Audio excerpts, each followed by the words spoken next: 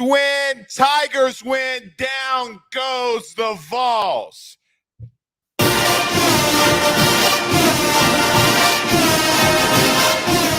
It's funny because the last 2 years, these Rudy Poos thought that they could come in and take one from you. T-I-G-E-R-S.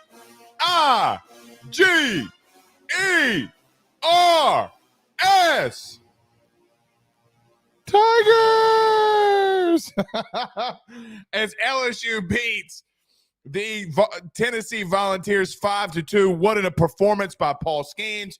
Jordan Thompson coming in clutch at the plate late in that 8th inning to got a 3 RBI double into right center field. Now, he did make the error there at the end, but I think we will forgive him for that one, especially when he has a 3 RBI double in the 8th inning. What a game. What an outright game. Paul Skenes, he's Captain America. From now on this show,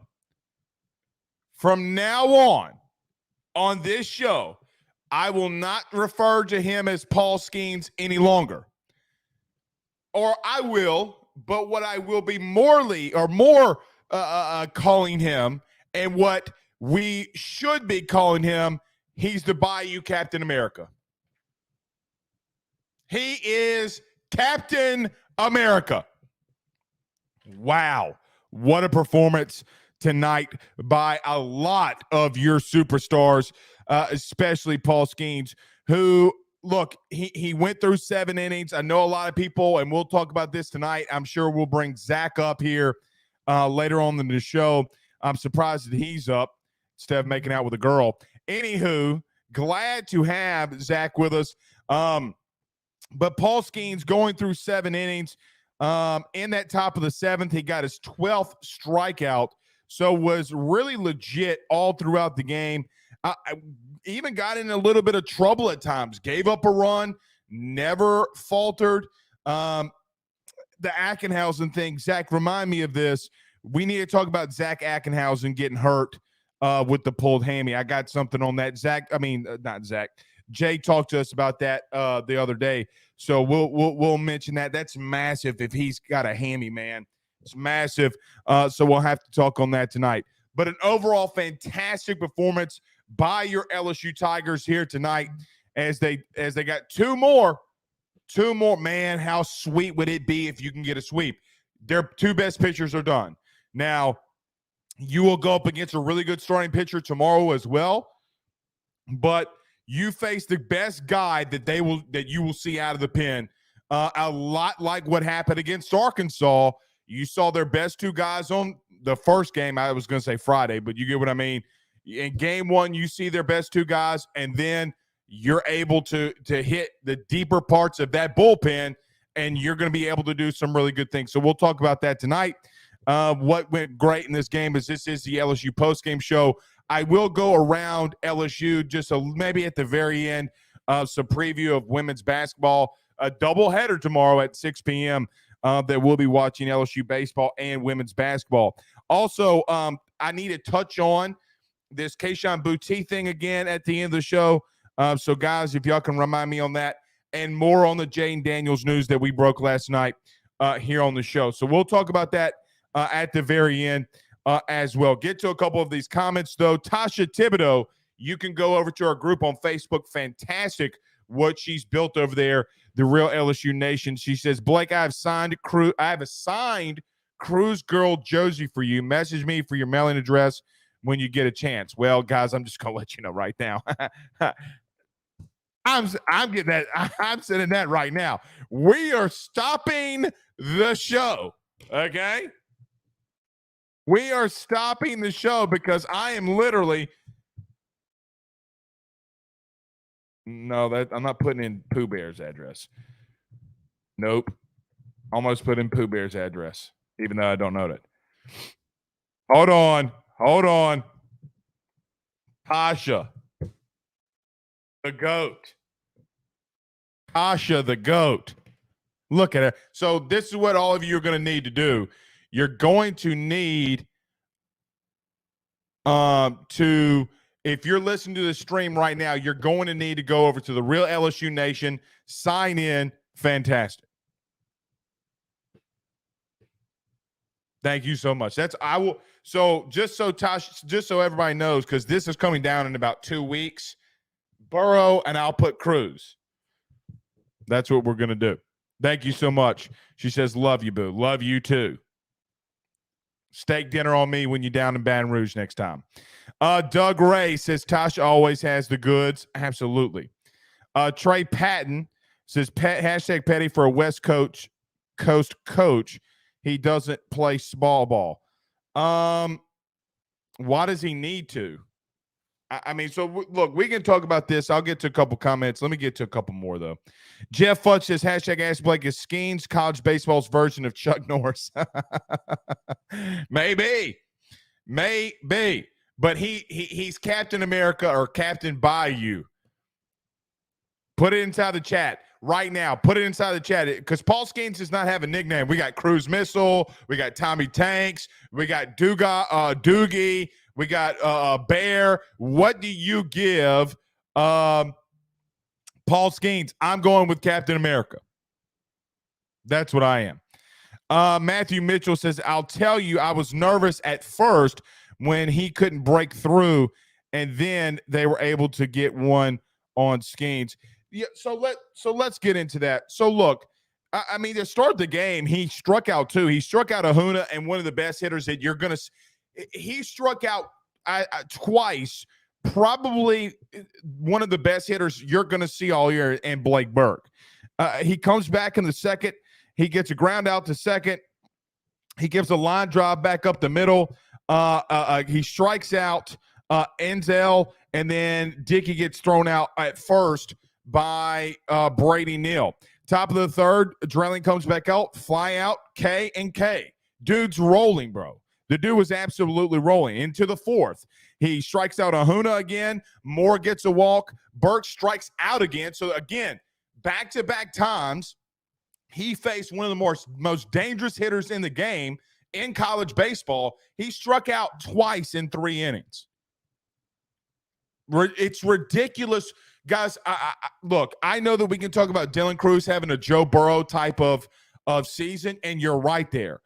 But so is Paul Skenes. I don't think people who are maybe just casual baseball fans, he is having a Joe Burrow type of season. That is what you're seeing right now. It is transforming into a Joe Burrow type of season. So for everybody over the last 5 years or 4 years, that's 4 years. 4 years almost, making the comparison and trying to find a comparison for Joe Burrow. His name is Paul Skenes. Paulie K's. If he was Italian, we'd call him Paulie K's. That's what I'd tell you.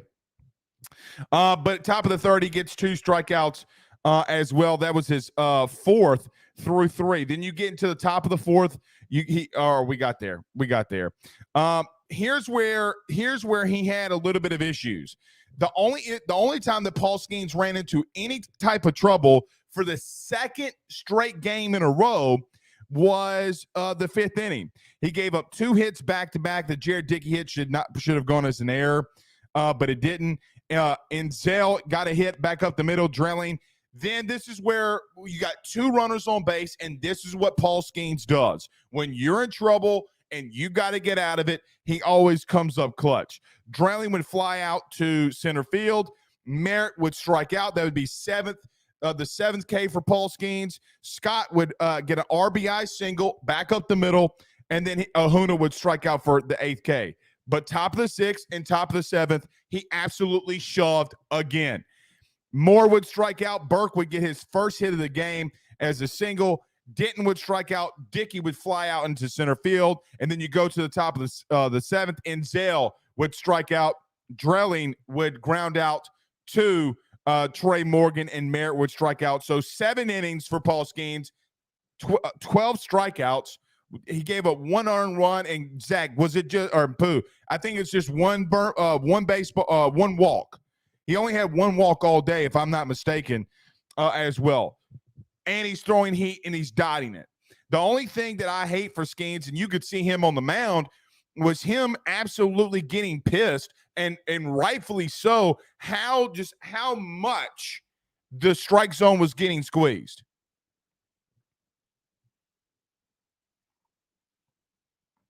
Getting squeezed, man.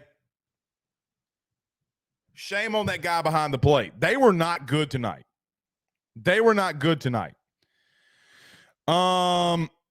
Was the run even earned because of the error? It wasn't an error. They gave him a hit.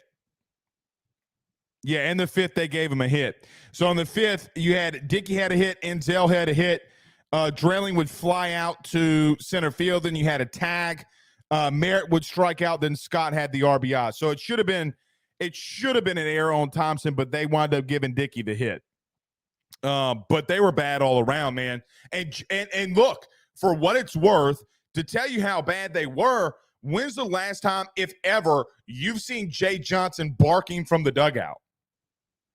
I mean, he was letting that guy behind the plate absolutely have it. He was hot. Paul, I don't think that's Paul's worthy. But nevertheless, he was pissed. He was absolutely pissed. But this is something that LSU's done. Remember in game two, and then especially in game 3 against Arkansas last weekend, we just talked about what happened with Tennessee and how Skenes, the only inning he's had that they even remotely got to him was the 5th. LSU always responds. So LSU did some good things. Look, we got to have, for what it's worth, we come on this show, and this is my fault, right? Like, I take all of the blame here. We come on the show, we talk about Cruz. Me and Zach argue about Kay Beloso, who went 0 for 4 tonight.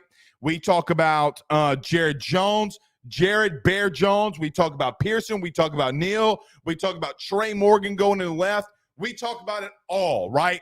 We have debates. We talk on it ad nauseum.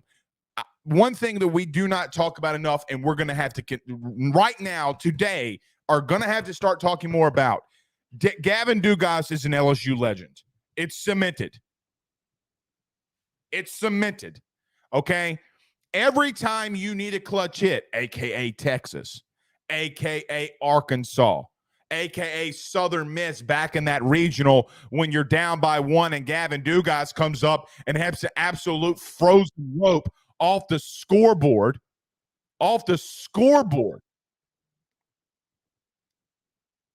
in Hattiesburg. What about the Oregon? Thank you, Zach or Pooh. What about the Oregon regional? Oh, and by the way, remember when he went up to Tennessee the last year of Pulmonary and hit 2 bombs? Guys, he is a legend. I mean, there is no other discussion. We need to talk more about Gavin Dugas. This is my God's honest opinion, and I know that Major League Baseball, which shout out to the Yankees and shout out to my dude Aaron Judge, phenomenal. Garrett Cole, by the way, striking out more in the opening day in Yankees history. Guys, that we've been playing Yankees baseball for 121 years, and Garrett Cole has the most opening day strikeouts ever. That's something interesting. But a team is going to have a lot of just, not even, I don't even know how to word this, but somebody's going to pick up Gavin Dugas in the draft, and it's going to be one of the best things that they ever do. It's like Aaron Hill.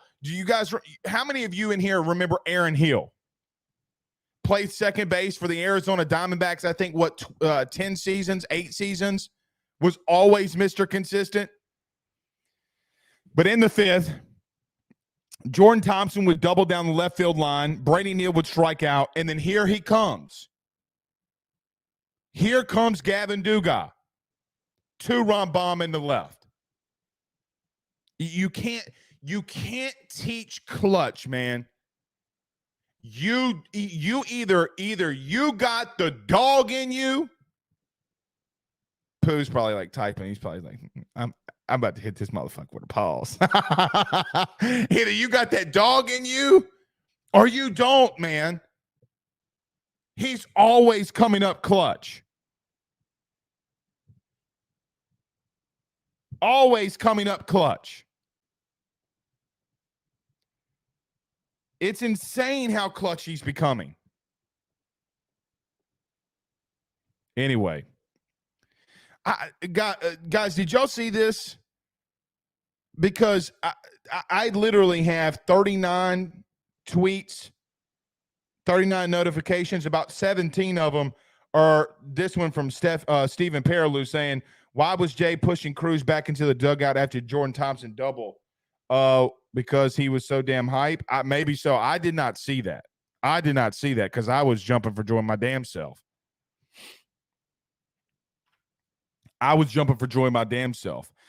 Jordan, hey, Dad, thank you so much, bud. He said, this is Sparta with a $199 super chat. He said, big Jordan Thompson kicking it in. That's true.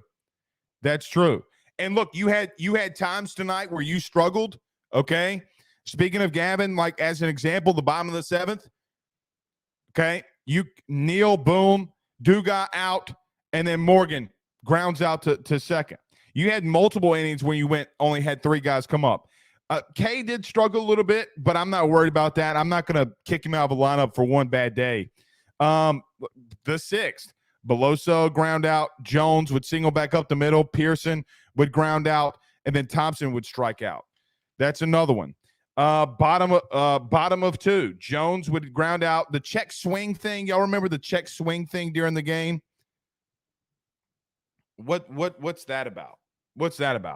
But Jones would ground out to third, Pearson would fly out to second, and then Thompson would ground out to second. So you had some times tonight at the plate that you did not do great, but when you got a guy like Paul Skenes on the mound who can absolutely shove it right up somebody's rear hind end, you're going to be fine. You just got to stay in the game. But then the bottom of the eighth is where everything absolutely exploded. Was Tommy White grounded out to short. Beloso. So what bad luck and bad fielding, by the way, by Tennessee on this. Beloso would ground out to third, or should have ground out to third. There was an error on the pitcher. Should have been an out, guys. Should have been an out. But that's what happens when you put the ball in play in clutch situations and don't strike out. Then, did y'all see Beloso hitting him with that little Madden juke? Remember him with that little Madden juke? What? As Chris Berman would say, I'm going to shook off my damn headphones. Then Kling would come up with an infield single. Pearson got hit by the pitch, and then here comes Jordan Thompson with the 3 RBI double in the right center field, and then Milazzo would fly out to center. Massive. Absolutely massive. And this is true. Stool bus driver says that Cruz did get a hit. Yeah, he got a hit, and he extended his hit streak. So, look, I mean, the worst day that Dylan Cruz has had this season was tonight, and he wasn't even that bad. I mean, let's look at what Cruz did. I don't think he struck out at all. Let me see.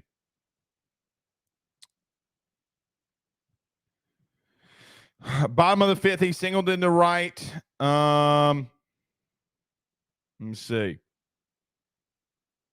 I'm missing him here somewhere. I don't know. But I think he went 1 for 4. He lined out. Yeah, that one that he lined it out to right field in the first inning. He just missed that one. That was on the warning track. Then he did fly out to left field.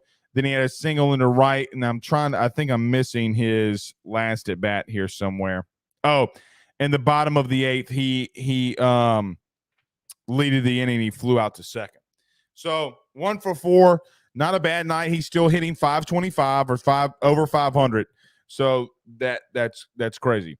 I like this comment though from Jeff Futch, and talking about the eighth and you just putting the ball in play, guys. Quite honestly, Kling's speed, and so I was even questioning. So I will be honest.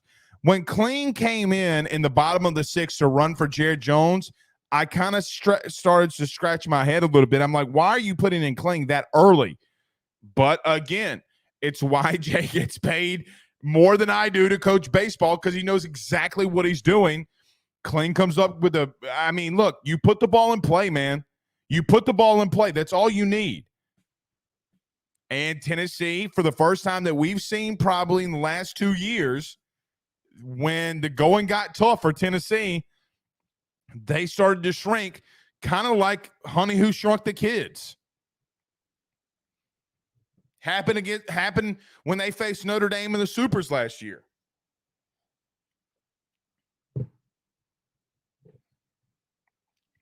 Oh, and not to mention, I do have 3 stars by Dylan Cruz tonight. And when he was in the field, he definitely robbed 2 base hits easily. The one in the top of the 5th, that drilling hit at the warning track in left center, guys, normal people don't really get to that quickly, right? I mean, okay. And then the one in the I think it was the bottom or the top of the 8th. Remember when Blake Burke came in? They had runners on Ackenhausen. So this was a massive inning too. So I mean, the 8th is really what turned it, because you can even talk about even in the top of the 8th. Ackenhausen came in. He got a fly out to left field. This is something though that we're it's going to get missed in the shuffle, right? It's going to get missed in the shuffle because we won. Those Milazzo 2-pass balls are crucial. Guys, they tied the game there.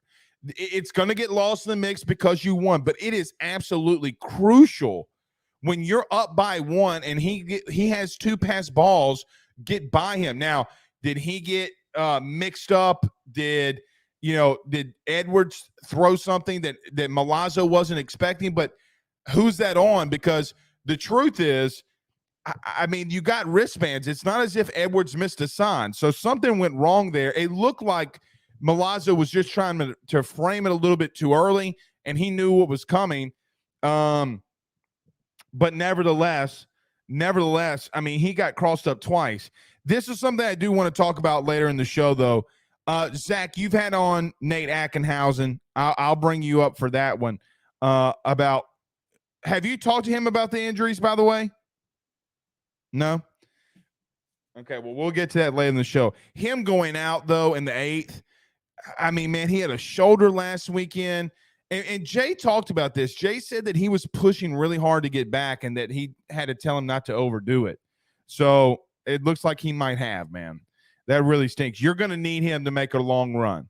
You're going to need him in the lineup to make a long run, especially in that rotation. Not in the front-end rotation, but in the bullpen rotation. Edwards came in, gave a line drive single, which obviously got the RBI in and tied the game up. But Garrett Edwards again, man. Garrett Edwards again. Coming in a really tough situation with a runner on third. Got a fly out by Burke that Dylan Cruz stole, I might add. And then Denton struck out for Tennessee. And then Garrett Edwards came into the ninth, fly out into right field. It was the Jordan Thompson error. He gave up a single, then he got a K, and then got a fly out to center field to end the game in a 5-2 final. So really all in all a good game in breaking the game down. But this is what I want to say before we get to more comments here. Is this. Listen. You needed this. Right? Like, you needed this win tonight. Because you faced Tennessee and Hoover last year. You faced Tennessee and Paul Mainieri's last series that he ever coached. And look, I know some of you, and look, guys, time's passed. That's in the past now. Okay? Paul Mainieri is still an LSU fixture. And the classlessness that Tennessee showed when Paul Mainieri, who announced his retirement, showed in that super regional is not forgotten on this show at all. So I am glad that LSU took game one. I hope they sweep. Okay? The Moore kid needs a 99-mile-an-hour fastball right off his back with all the cockiness. Okay? You want to talk about LSU getting cocky? You know, people are talking about the Dylan, I mean, not the Dylan Cruz guys who pimped the home run last weekend. Trey Morgan, right? And then Twitter explodes about Trey Morgan, but the kid Moore from Tennessee can do whatever the good hell he wants to do, and with no repercussions. Nobody's saying anything about it. They're not the umpire's not running out and more saying to shut your mouth and you can't celebrate. But my God, if Trey Morgan pimps a home run, right? You needed this one though. You needed this because Tennessee had your number. They had kind of started establishing as being one of, if not more, one of the more dominant teams in the SEC. You're in Death. I'm about to say Death Valley. You're in Alex box now, player. You're in Alex box now. The largest crowd in LSU history in Alex box tonight versus Tennessee. Now, I said this on the Bill King show Wednesday. I passed by LSU on Wednesday, and there was already campers out. Like, people were prepping for tailgating, and they came in droves here tonight. Came in droves. You needed it. Now you got to go back out there tomorrow and start your dominance. Show that you're back. Because guys, this run that like what you're about to go on is not getting any easier. South Carolina won tonight against Mississippi State, which Lamonis isn't going to make it, man. They're 0-7 in the SEC. You legitimately could be facing next weekend a 9-0 South Carolina team on the road. Get that confidence now. And you know what? It's also interesting. I was thinking about this the entire game. When we played Tennessee in Knoxville a couple of seasons ago, even last year in Hoover, it felt like the team was intimidated, right? Like they were intimidated at every at bat. The pitchers that would come in, if they felt a little intimidated about what Tennessee was doing. Tennessee could never get their momentum rolling, mainly due to the dominance of Paul Skenes, right? Because you can't be talking crap when you're getting hosed out. When Paul Skenes is up there throwing 101, 100-mile-an-hour fastball, and as Ben McDonald talked about tonight, the 101-mile-an-hour two-seam, which, guys, in the major leagues does not happen. And he's saying that, the ball legitimately is sailing 18 inches. Guys, the plate is 18 inches. That's like when the ball comes out of this guy's hand, you're thinking that it's coming inside, and before you know it, within less than a blink of the eye, he's painting it on the outside corner. You were not intimidated tonight. You intimidated them. You know how I know? The bottom of the eighth. When they can't feel worth a damn because your crowd and how good you are and you asserting your dominance, you intimidated the intimidator. You started to bully the bully. If you would have told me before the beginning of the season,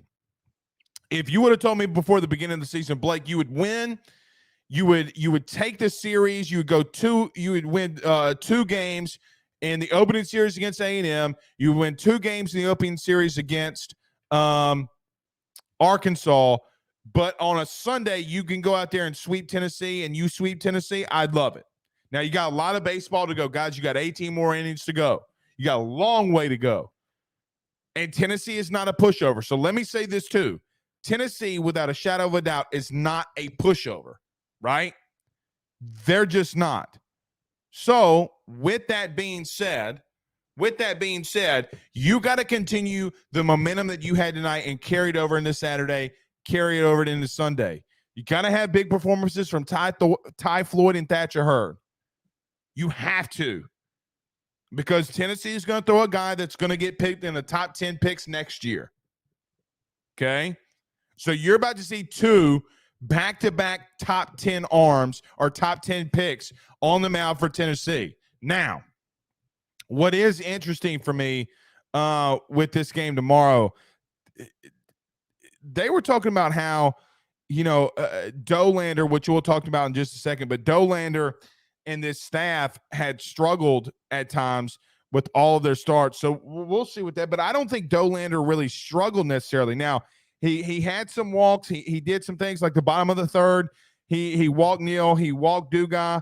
But then literally the very next pitch, This is what I write down. Morgan hits in a 4-6-3 double play, and then Cruz flies out into left. Right?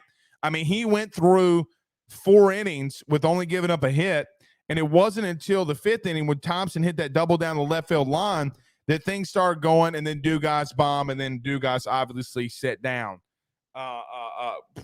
guys who I don't want to call him the number 3 overall pick, but probably a top 5 pick. Probably a top 5 pick. He had one. He had one, Pooh. They did not give him the second one. At least that's not what they scored it as. I don't know if I don't know if they scored it a hit in the air. I don't know. All right, let's get to a couple of these comments too. I'll get some of your feedback. Bryce Roberts says Dolander was good. He is a legit one. The umps were pretty small on both sides. Yeah, kind of like what's in between their legs. I agree with that. Very small. I don't know. Pause. Jordan Haydad says Jordan buried them, but they about to get avalanched by Tanks and Cruz in games 2 and 3. I hope so. Elwin, I love you, buddy. But last Friday you said LSU stunk after they lost to Arkansas. He said, I thought Ackenhausen threw the pass balls. No. You don't. Well, first off, you don't throw pass balls. It'd be called a wild pitch, but that's on Milazzo. You guys, you agree with that? That's on Milazzo. I'm not sure. I'm not going crazy here. All right. Stephen Fry, good friends over at Fry Construction. Give them a call today. They're out there in Eunice, Louisiana. Eunice. Gotta love it. It says, all I know is our boy Edwards needs to keep that slider down. That's true. That's going to wind up costing him.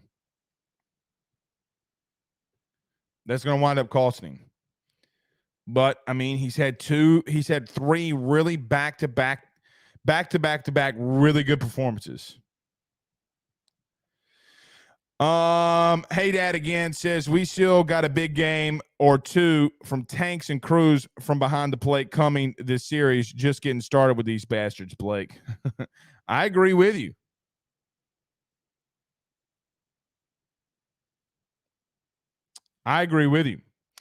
Doug Nose says my only complaint is the first few innings LSU could have advanced runners on pop-ups. Yeah, Dugas could have tagged, but I do wonder why they didn't send him. Played a little tight early.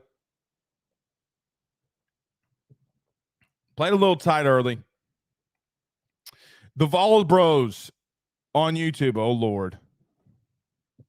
See what this says. It's not bad.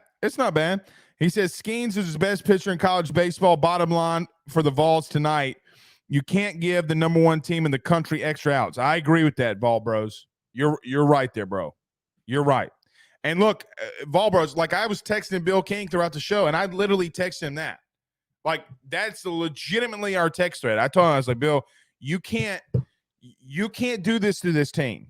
You cannot do it because the 8th happens with Thompson. You're right with that. He says, unfortunately, that's what happened in the 8th inning. You're spot on with that. And look, and to flip that, and not saying this because this is his comment, but to flip this, right? On the other side of that, LSU can't do that either. Okay? Going back to the 8th for Tennessee when they're at the plate, it's almost a little bit of the opposite, right? Single up the middle. Single up the middle. Let me back up. 2 pass balls. Then Moore had a single back up the middle. That was an RBI, right? So they tied the game there in the 8th. But when Blake Burt had the fly out into center, and then when Denton struck out, they closed the door there, where in the 8th, they cannot, for Tennessee's perspective, you got to get Beloso out. You can't let him, Moore cannot let Beloso juke him, okay?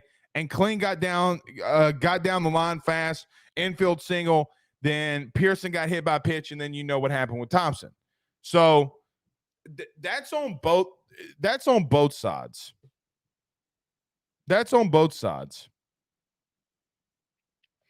AJ Bama said 13,068. Yeah, I saw somebody say that shame on the one person that didn't go tonight to make it 69. Yeah, that's our buddy that's in the chat all the time, LGZ. He didn't go. He wound up staying at home for his birthday. Look at that Rudy Poo. Nick Curry says he tried to frame the first. It has to be on him. No doubt it's on him. And the second was tough, but our catcher needs to make those plays. Well, especially, and it's, you know what makes it even worse? You know what makes it even worse is when all three guys in the press box are coming out and like legitimately talking about how he's the best defensive catcher in the SEC. That makes it that much worse, right? That's like me saying, oh, he's the best offensive lineman in the country, and he gives up back-to-back sacks. Holden Lee says, found out the reason why Jay pushed Cruz back was because he didn't want the umpire to give them a warning.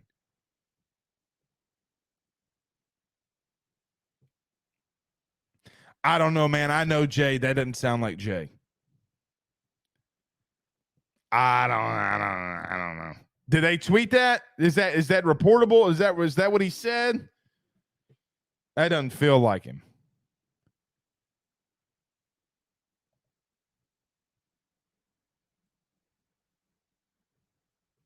That doesn't feel like him.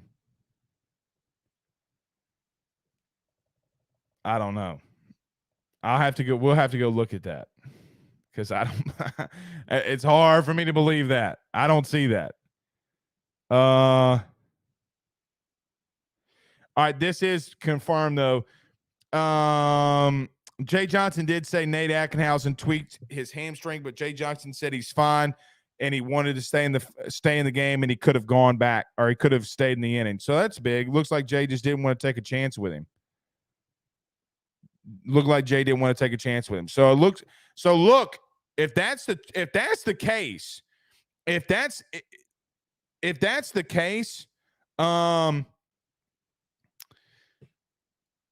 guys, he might come back in on Sunday. Hell, he could come back in tomorrow if he's fine. Now, do you risk him? I mean, I don't know. Commentator straight up jinx Milazzo and Thompson, no doubt. Bryce Roberts says you bunt late to move runners into scoring position. You never force outs when your lineup is hitting over 320 as a team. I don't know why y'all debating the small ball in here. No idea. They're not the only one that's consistently bunted throughout the season has been Milazzo, and because you know why. Doug Nose says this team is built for exactly what happened: deep doubles and home runs. Let's quit with the bunting stuff. It's not in Jay's DNA. Well, it was in Arkansas. I just don't think that he had this. I mean, Arkansas and Arizona. Jeff said, I legit had the game on mute while listening to Chris Blair and Doug Thompson on the radio. That call and Thompson's 3-run double was legit goosebumps. Yeah, Chris can call a hell of a game now. Chris can call a hell of a game. That is 1,000% true. All right. So look, I mean, really good performance tonight. You now, at the time that you played them, have 7 wins, right? 5 wins. 5 wins over top 15 opponents at the time that you've played them, and you got 2 more games to go. So if you come out of the gate here and you're LSU and you can win tomorrow and you take this series versus Tennessee, man, oh man, massive, absolutely massive. So we'll see.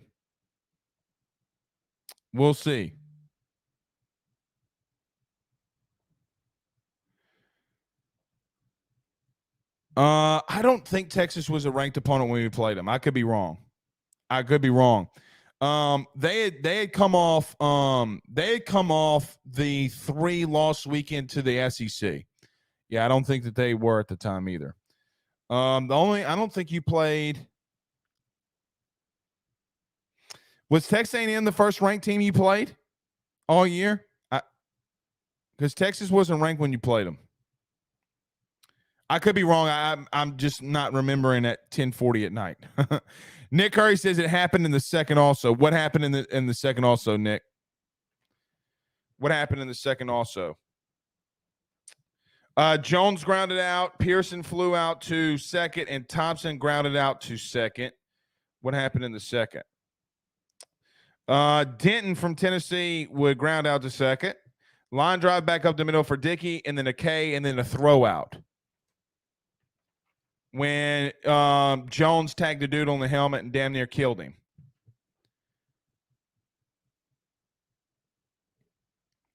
Yeah, I don't know.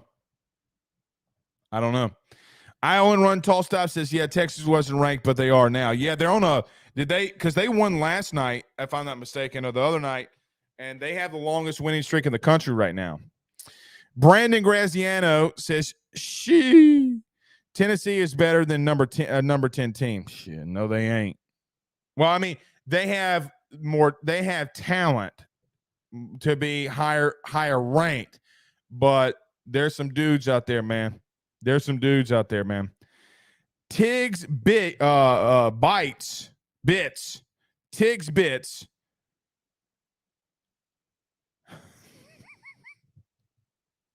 Tiggs bits on YouTube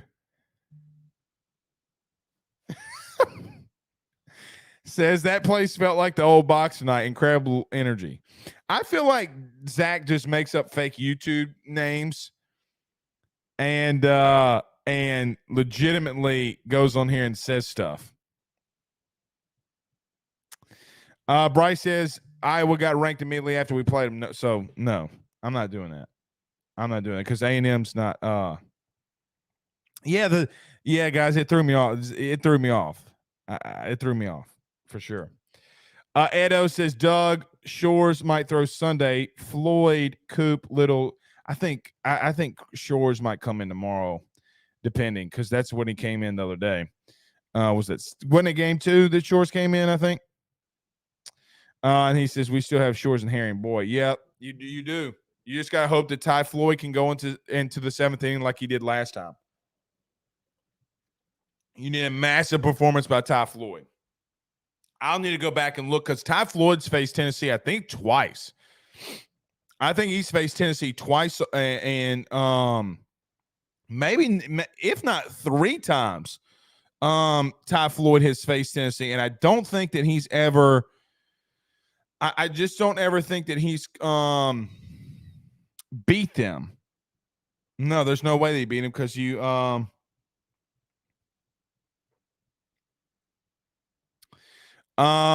Tiggs Bits says I'm for real and have a podcast. LOL. I'd like to see the video version of that podcast. Of course y'all would. Zach would probably pour Vaseline all over his body to get ready, not knowing what's coming. Pause. Bryce Roberts says Floyd's going 6 1/3 tomorrow. Let's hope. That'd be massive. Stephen Paralou says did damn good and was possibly pulled early. Who was? We'll see. I mean, and look, if push comes to shove, you still do have Nate Ackenhausen technically. I mean, if Jay says that he's fine and he can go, then what? All right, let me talk about my good friends over at BetOnline, guys. You don't have to play the commercial. Guys, all of my betting is done on BetOnline. I made a bet today, a $10 bet. Jaden Daniels coming in with the 7th best Heisman odds on BetOnline. Let me pull this up on my phone. 1, 2, 3, 4, 5, 6, 7, 8. Excuse me. The 8th best betting odds is Caleb Williams is plus 500. Jordan Travis is plus 800. Drake May is plus 1,000.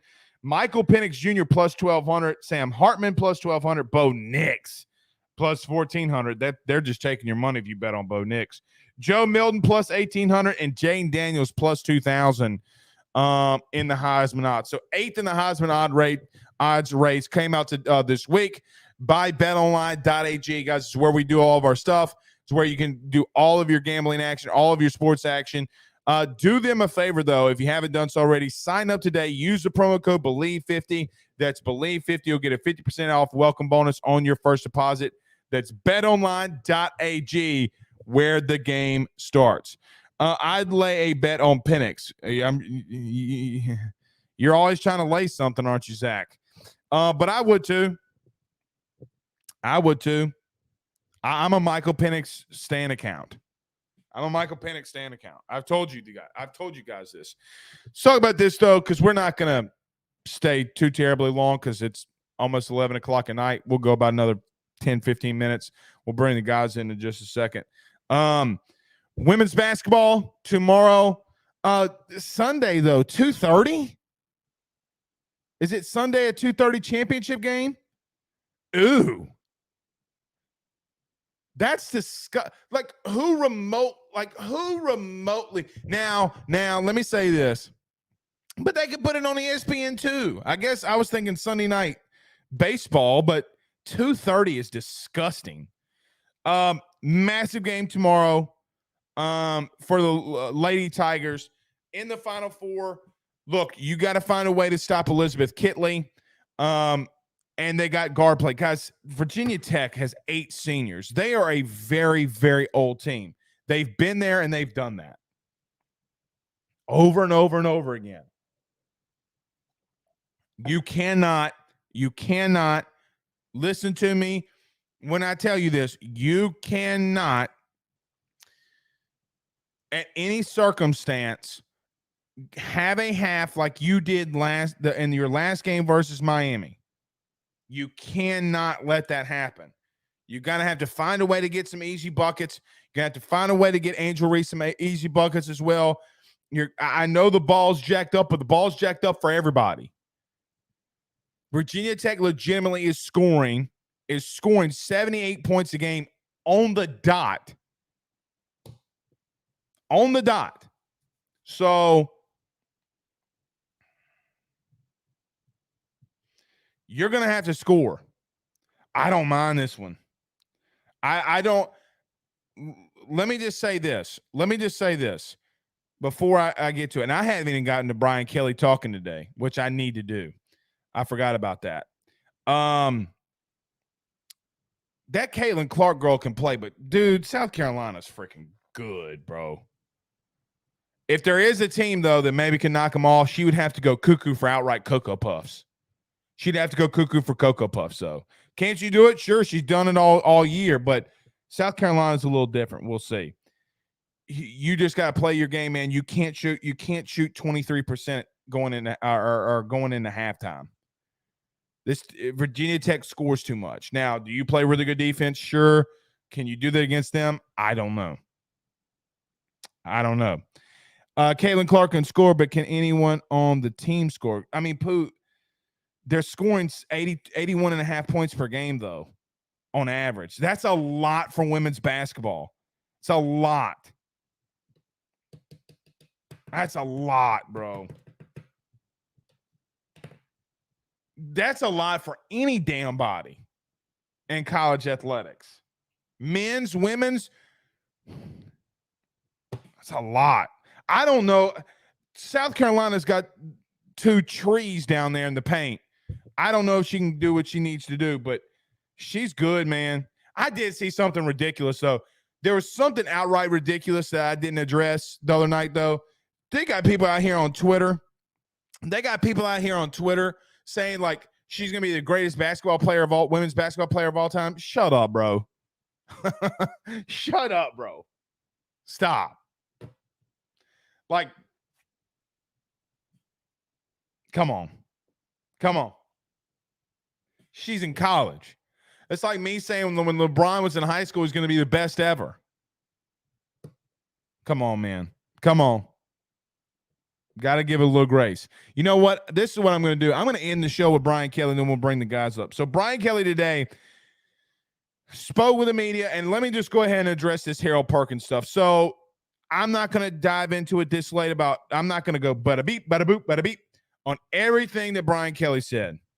One thing that everybody took and ran with, Harold Perkins being in the middle. Guys, you're just confirming if you're debating with us, if you're debating us on Twitter with this take, you're just telling us you don't watch the show. Guys, this is something that we've talked about since February. Over and over and over again, every Monday with Carter Bryant. It got repetitive. Don't come out here today and act like this is something new. And then when you debate it, and especially if you cover sports, you better not tell me and refer to Harold Perkins as, well, Perk 40, you're not going to practice. You haven't ever been to a practice, and you don't even know the kid switched his jersey up. Spare me. Oh, by the way, you act like I'm a film guru. You got to play the game to know the film. You just got to, man. You got to know what you're talking about. Anyway, Brian Kelly today said that he was going to, they're going to probably more than likely, this is what they're going to try to do. Are they going to be able to do it consistently? I don't know. I think they're going to try to put Harold Perkins in the inside on first and second down and move him on the outside on third. I think that's their game plan. That's their game plan. Omar Spates and Harold Perkins in the inside, that could be a very dangerous combo. Harold's got to get better in the running game, though. And he's a great pass rusher. He's got to get better in the run game. Another thing that Brian Kelly addressed now, we talked about this also at length on the forum, and about an hour before Brian Kelly took the podium, I put this out there, okay, on the message board. So if you're not subscribed to the AYS message board, you need to. AYSSnetwork.com. Gerald Chapman, the interim defensive line coach, or the assistant D-line coach, was promoted to, at least for now, the interim full-time role. Brian Kelly said that they're probably going to go through spring before they make a decision. Here's 3 thoughts. I told you this on Monday. And Saturday when we started talking about this. They did not know, and we gave you our exclusive interview on the same damn website, our exclusive interview when I met with Jamar Cain in person on Saturday after practice. We talked at good length. He told me everything that was going on. Guys, this is not something that LSU knew for multiple weeks. There's no way that they knew because Jamar Cain didn't know. Did NFL teams reach out to Jamar Cain and ask for an interview? Yes. Did it go anywhere? No. Outside of the Denver Broncos one. On spring break, when he was in Arizona, that's how it happened. So LSU, and look, for what it's worth, by the way, I am okay with Brian Kelly taking his time. I am okay with it. I never really enjoyed, and I think we talked about this too, Ed would rush to try to get it filled because he felt pressure. Brian Kelly just doesn't give a shit what you think. He does not care one iota what you think. And if you ever came out into a thought that Brian Kelly ever thought that, or ever was in a scenario where he thought that he cared about your opinion at great length, he doesn't. He's going to take his time and do what he needs to do. And I'm all right with that. Now, he was asked about recruiting when it comes to stuff like that. And some people around the building, they're going to turn it up, and he's going to take more of an in-person focus along the defensive line until he hires a full-time coach at that position. Now, is that going to be Gerald Chapman? Is he Brian Kelly, when he addressed today, do we want to go back in-house? And he kind of was doing like this. He's like, yeah, do we want to hire somebody from within? I don't know if I really like that. That tells you that Gerald Chapman's going to have a big spring for him to get the full-time defensive line coach. But I'm going to stay on my heel until I'm told it's not happening. Go get Bo Davis. I'm going to die on that hill. I'm going to die on it. until somebody tells me it's outright not happening. That could be tonight. That could be tomorrow. It might not ever happen. Go get Bo Davis, make it today. And I don't want to hear anything about the show cause. I don't want to hear anything about that when Hugh Freeze and all of his strippers and hookers are back in the SEC. Don't want to hear it. Bo Davis did nothing. What Bo Davis did in recruiting violation is less than a slap on the wrist to what Hugh Freeze got away with, and especially speaking of Tennessee, what Jeremy Pruitt was doing. Jeremy Pruitt was so arrogant that he was letting recruits meet him at a McDonald's and putting in fat stacks of mad cash in a McDonald's bag. Spare me that Bo Davis doesn't deserve to be back in the league. Spare me your righteousness. Well, I'm going to leave that one alone. But bottom line,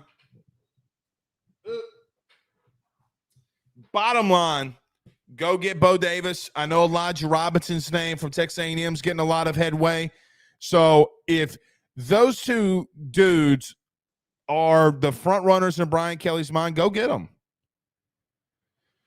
Go get them. Are they going to talk to other people and interview other people? Sure, go for it. And if there's somebody that knocks it out of the park and you think is going to do a great job, by all means. By all means.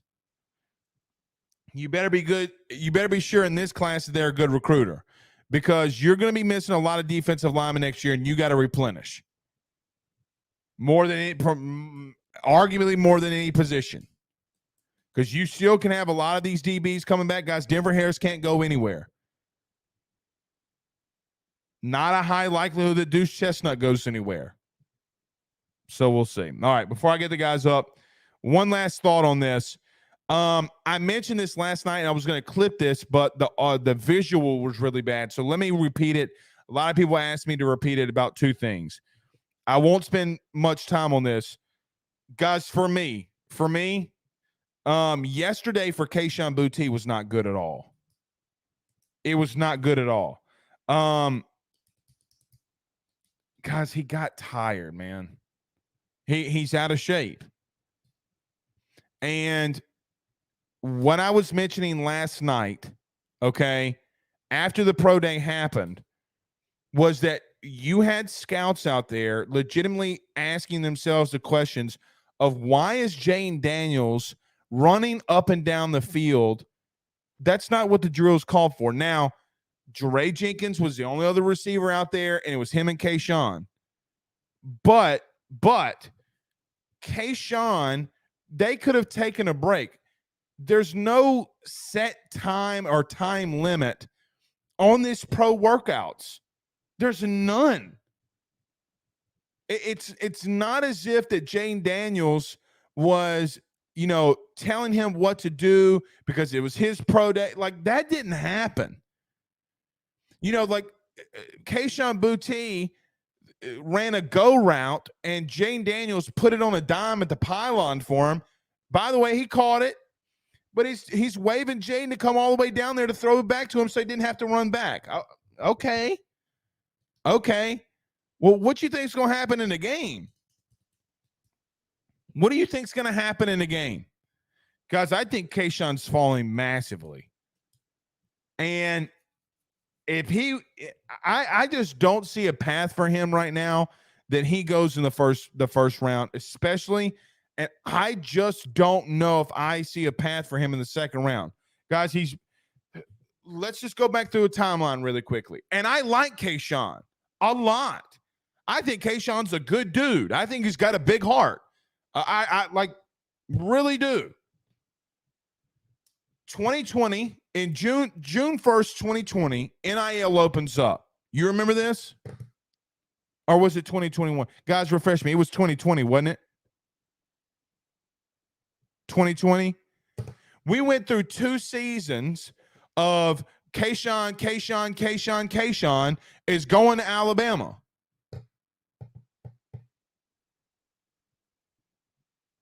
It took Gordon McKernan stepping up and doing an NIL deal with him. You remember the story.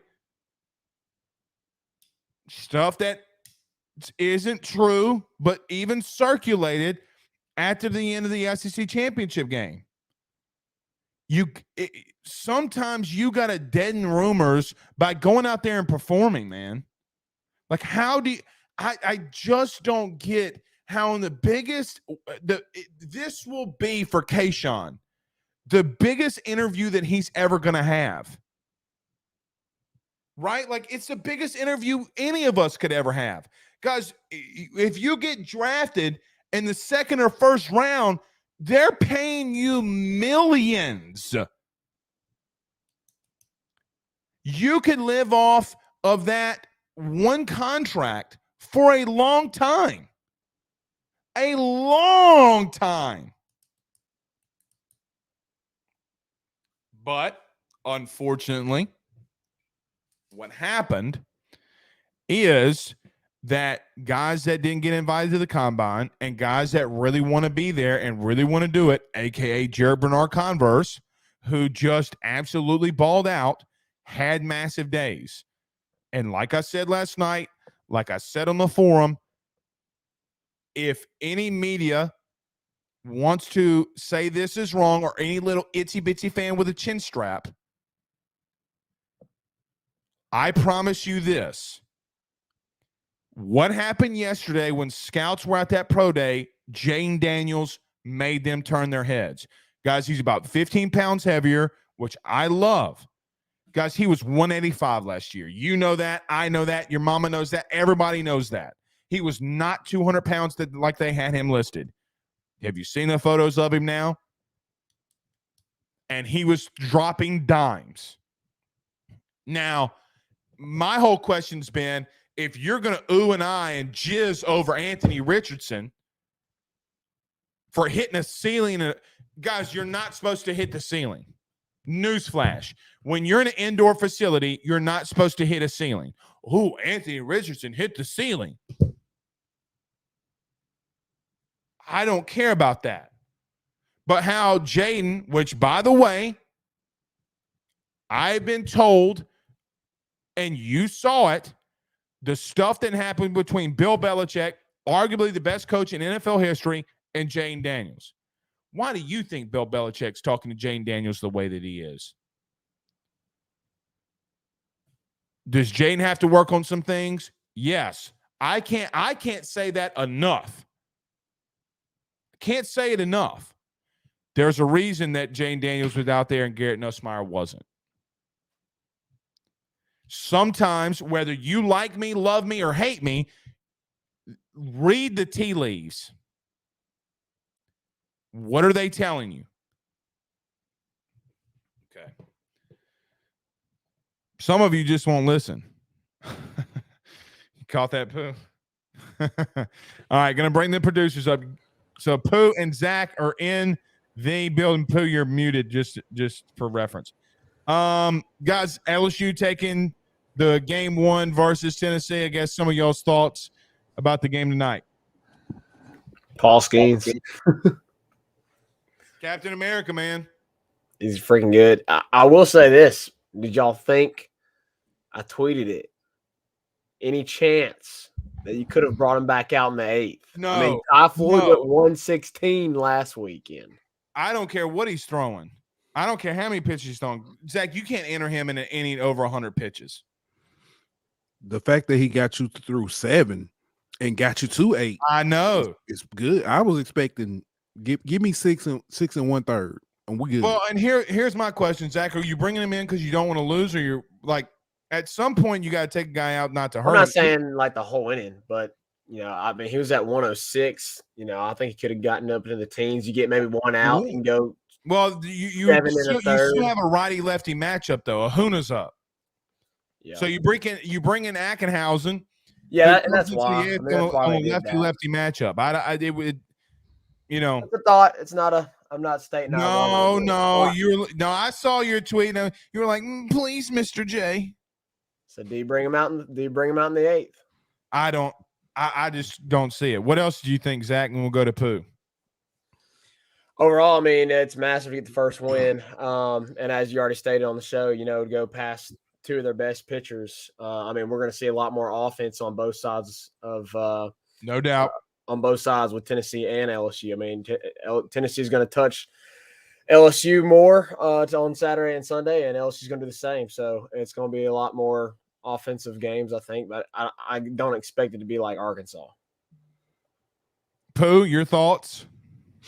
We said last night on our show, if you can get through whichever team offense can get to the bullpen first of the other team, they would take game one, and it's exactly what we saw. Yeah, and again, it's a lot like Arkansas, man. I mean, guys, that's their best two. I mean, now the kid that you're going to see tomorrow that's going to come out there, he's Paul Skenes without the command. The kid's going to throw one like last weekend. Who'd they play? A&M. I was watching that game Saturday when they played A&M, and he's hitting 101, 102 in the second inning. Yeah, Burton. And so, I mean, the kid can slang that thing, slang that thing. He goes to McDonald's and says, just bought a Bag Mac, throw some cheese on that bitch. That's how hard he's throwing. Now, that was good. You should put that on a shirt, Pooh. He's throwing so hard, he bought a Big Mac, throw some cheese on that. That's good now. Interesting trivia fact. I know the real Rich Boy. Went to school with his brother. You know what song came on the radio the other day? No, Zach, you were still in your mama's womb when this song came out. Pooh, do you remember 2005, that song Tipsy came out? Everybody in the club getting tipsy. Yeah. Man, I ain't gonna lie, man. I was kind of excited to hear that. I ain't even gonna lie. All right, guys, girls basketball tomorrow night at 6. Now, here's a game I'm a little bit more intrigued about. I'm really excited for Iowa and South Carolina. Yeah. I just want to see what happens. I said this on Monday and got a lot of blowback on this, Pauls, but I think it's a national title game, man. Like that is a national title game type of game. But for LSU, what do y'all think about tomorrow? I put it on in the comments. You got to do better at the free throw line. The last two games, they've been horrible at the free throw line. They were close to 50% last game at the free throw line. That's bad. You got to get better at the free throw line and at finishing their shots. Well, Kim said on Tuesday, and I know that she's not trying to make an excuse, but she's talking about the balls. And I'm thinking to myself, well, everybody plays with the same type of. But if you looked at it, because somebody else argued that if you look at it, nobody was hitting threes. Nobody was hitting outside shots. Same regulation ball for across. It's not the ball. It was the how much air is in it. I know, but isn't it the same regulation ball, air pressure, and all that? It should be. It should be. But I don't know if that's just But because when I was watching it, everybody who was shooting, if it hit the rim, it was going, boing. So yeah, Miami they were like what 0-15. When you said boing, my mind at 11 o'clock at night just went in the wrong direction. Boing. All right, but that's true. That's true. Yeah. So, but LSU's not the only ones complaining about it. Virginia Tech was complaining about it all the way across the country. Right. So, I mean, what do I know? All right. Last one, then we're getting out of here. Brian Kelly's thoughts. I guess let me back up because Kayshon Boutte and then the Jane Daniels with Belichick thing. I guess when y'all saw that, Pooh, will go to you first because we've been going to Zach. What were your thoughts? I mean, greatness recognizes greatness. What about Boutte? See what I did there? Because I knew what you were saying. Yeah. So what am I overreacting to this Boutte thing? No, he severely let himself down. He looks slow. I figured I thought he was slow because people were saying he was slow during the season. I was thinking he just wasn't fully back healthy as far as on that, with that injury. But at this point, I think he hadn't taken his training serious. Yeah. Yeah, I don't know. I really just don't know what's going on with him, man. Like I don't know. Guys, Anthony Bradford had a 31-inch vert. At 338 pounds, I might add. Yeah. Like, it's impressive. Now, if you're hurt, you're hurt. Okay. Right. Like, and I get that. But then you can't do what you did against Georgia and tell me you hurt. It seems like your ass is lazy, is what it feels like to me. You know, so unless he got hurt during like training, like but then why do that at the combine though? You know what I mean? Like, why if you're hurt, you like why even? Because you don't have to go through the drills there. Say, listen, who was it? Who was it, guys? Wasn't it Jordan Addison? Jordan Addison said something like, I think I pulled my hamstring a little. I just kind of want to rest. And then he didn't run a second 40. It was one of the like elite receivers. Yeah. I don't know. And then a 4.7. The official time. Did y'all see the second official time of 4.71? And that's Jarvis Landry combine bad. And then Jarvis obviously came back and ran a 4.5, whatever. But I don't know, man. I just feel like I'm bashing on the kid, but it just seems like he didn't care. When it hits his pocketbook after the draft, he'll probably start caring more. I'd hope so. You would hope. So, Zach, what's your thoughts on Belichick and Jaden and Kayshon?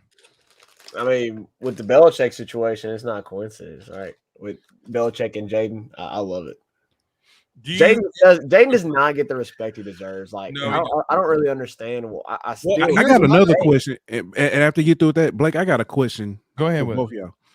When did they start letting players that weren't declaring start competing? They've been doing that. They've been doing that. Because I noticed what's his name?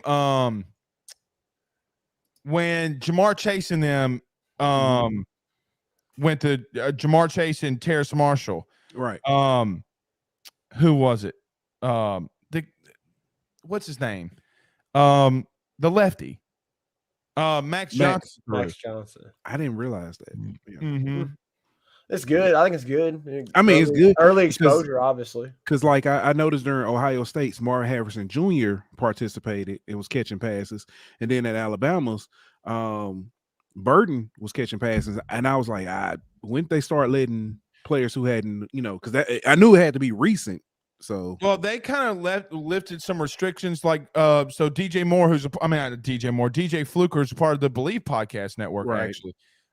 He worked out at Alabama, and then Cam Newton worked out at Auburn. They've always let, if you players who had participate. I mean, who had graduated or moved on. They've always let them come back. Oh, I never. Maybe I'm just blind. Like I never seen players that are still on the roster. Says it's 999 via super chat. Thank you so much. Says Boutte is nothing but a cancer for a team.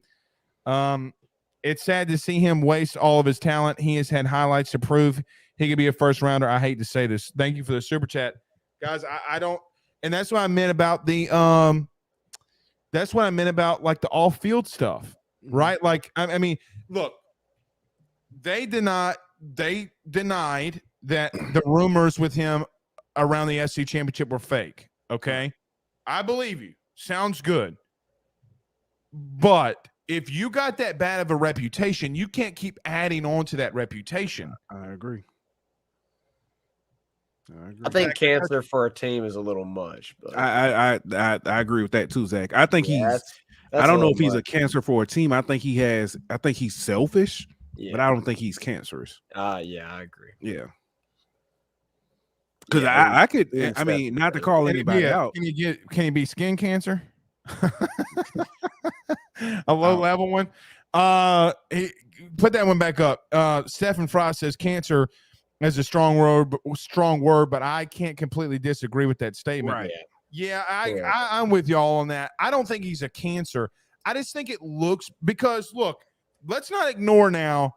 He was throughout the season. He was a really good teammate. Like, so for example, all right, the Jane Daniels touchdown run in overtime against Alabama. He ain't got to block Brian Birch like that and put him on his ass for Jane on the zone read to score, right? Like, he was a good teammate, and he did some good things. However, it's the stuff like against A&M, it's the stuff against Florida State that's just like, come on, man. Like, like as an example, like Jamar Chase would never freak out about not getting a catch in the first half. Like, what was the game that he had one catch in the first half and then exploded in the second half, had like 8 catches? I think it was, wasn't it Texas?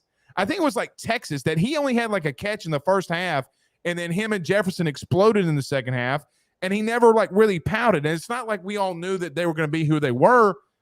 I don't know. I don't know. All right. Well, it is what it is. I got to be honest. I only thought we'd have like 50 people in here this late. I really debated. People are nobody would be up. People are hype about big game. I should be asleep. I'm supposed to be getting up here, early. So yeah, I feel you. All right, we'll see y'all tomorrow, guys. Peace out, Girl Scouts.